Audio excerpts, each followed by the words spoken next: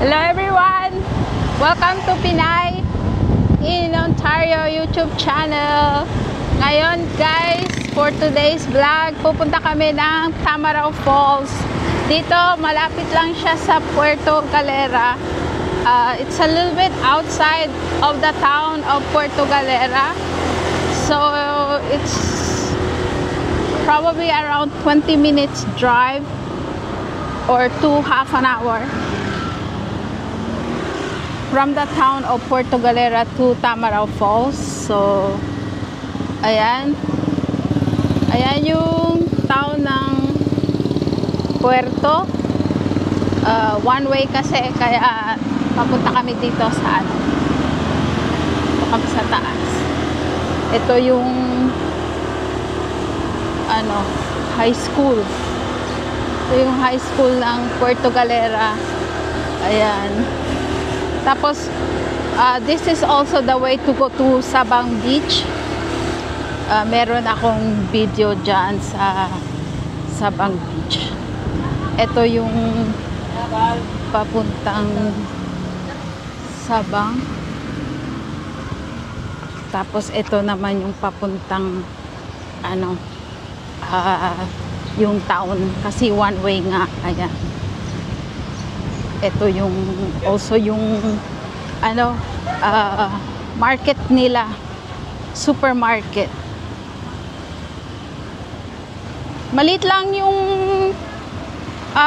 Puerto Galera guys, pero marami siyang mapupuntahan. May mga white sand beach, ganon. Ito yung ano public market nila. Ito lang yung town. Yan, ito lang. Ayan yung mga kids, they're out for lunch na. Ito lang yung town. Meron silang mga maliliit na grocery store. Ayan yung grocery store nila. They call Candaba. Ayan, yung Candaba. Diyan kami nag-grocery. Tapos meron silang maliit na may Andox. Ayan, may Andox sila dito. Tapos may Mercury Drugs. Ayan, yung Dali na yan is also one of the grocery store. Ayan, na meron din silang DIY. Ayan, so may mga option naman. Yung Dali is a cheaper place for groceries.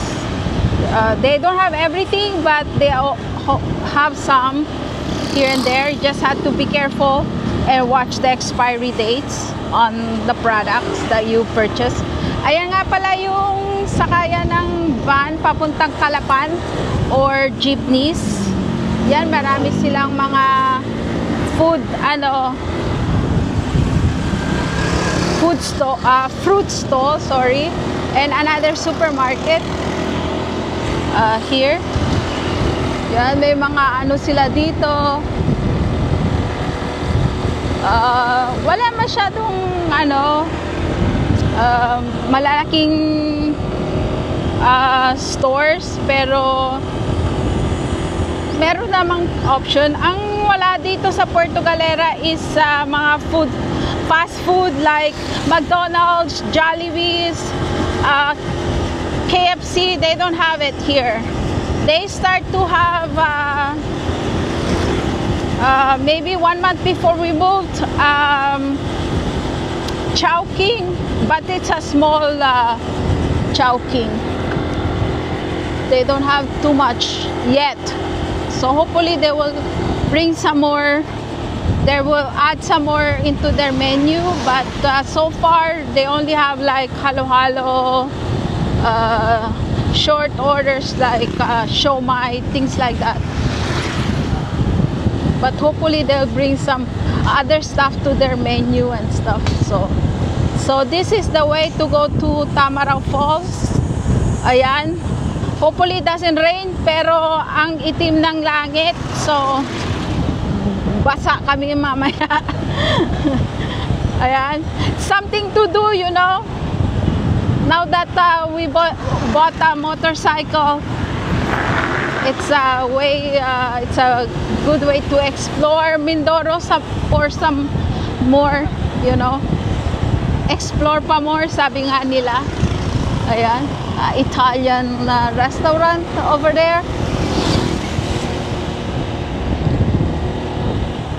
Yeah, so ayan, just wanna show you guys Mindoro, Oriental Mindoro. Mga taga Oriental Mindoro dyan, ayan, papunta po kami ng Tamaraw Falls.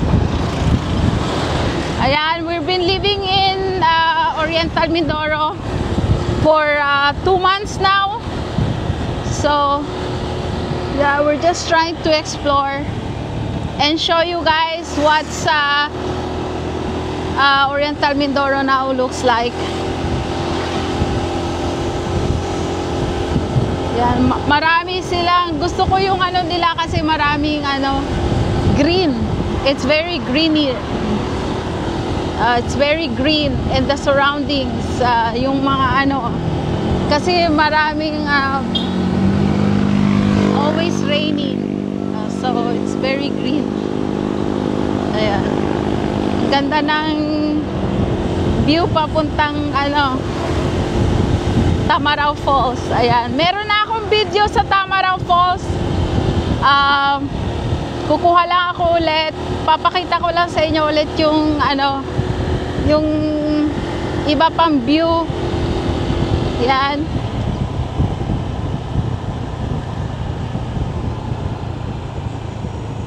Please come along with us as we explore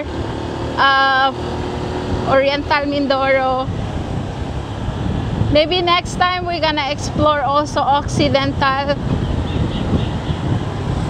We had some videos already, just a little clips for the Oriental Mindoro, Occidental. We just reached the bridge of the Occidental from Oriental, so we don't have too much yet, but we're going to explore. Maybe we're gonna go to Abra one day. Oh, I'm just praying and hoping that it's not gonna rain. It's very dark. Very, very dark. So hopefully it doesn't rain. Ayan.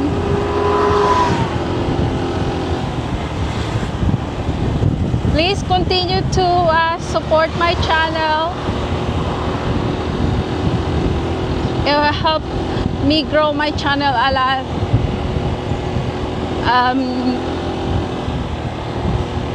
Small YouTuber here.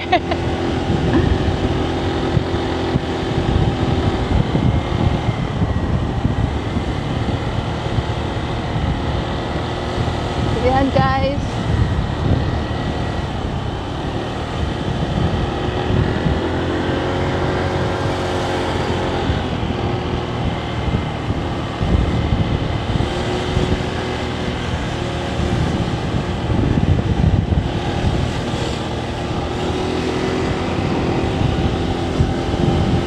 Parang kapi-fiesta lang, katapos lang ng fiesta dito kasi meron pa silang mga confetti sa nakasabit sa daan. Ayan. Yung asawa ko pala, hindi pa siya masyadong sa pagdadrive, bihasa sa pagdadrive, kaya ingat-ingat lang kami. Ayan, wala pa siyang masyadong experience. So kasi alam nyo naman sa Canada puro kotse yung dinadrive namin, kaya yun.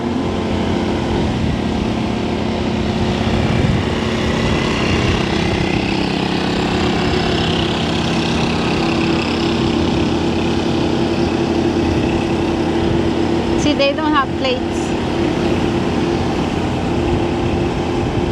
Nakuha namin yung bike namin, yung motorcycle namin, nung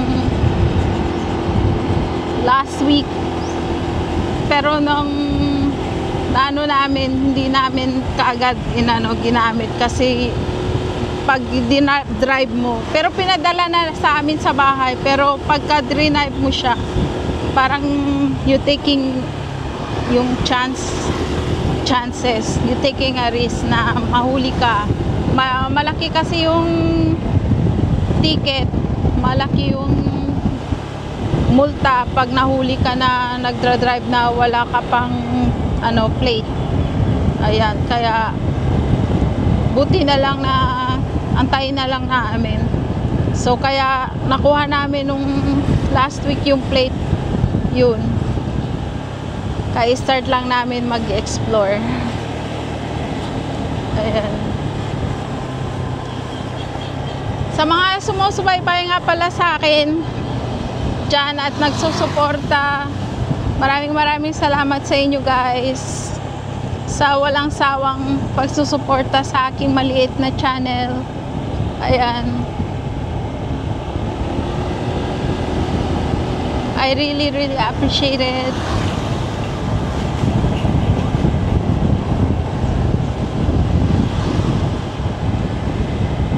Kami nga pala ay galing sa Ontario, Canada. Sa east of Toronto kami dati. Yan. At ngayon ay nandito kami sa Pilipinas. Nagpapahinga. Babalik din kami ng Canada pero hindi pa namin alam kung kailan. As of now, nagre-renew lang kami ng tourist visa, especially yung asawa ko. Ako kasi dito ako pinanganak. Pumunta ako ng Canada nung 22 years old ako. Kaya allowed ako mag-stay dito even though I'm Canadian citizen. Allowed ako mag-stay ng Pilipinas for 1 year. And then maybe I have to renew, we'll see. But it's coming soon. Magwa 1 year na kami dito sa September 6. Dumating kami dito nung last year September 6. So titignan ko kung anong dapat gawin, ano yung proseso ng if we wanted to stay longer. Ayan.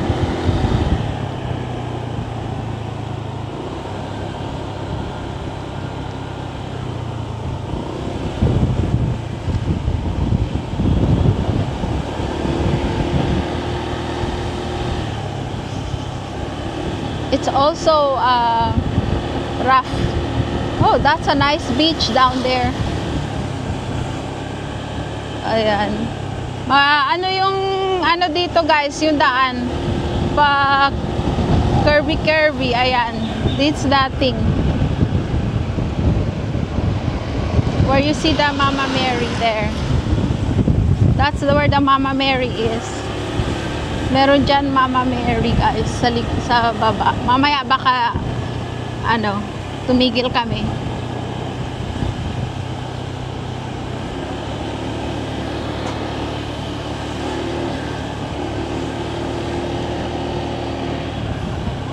Tides Dine. There's restaurants, small restaurants around there.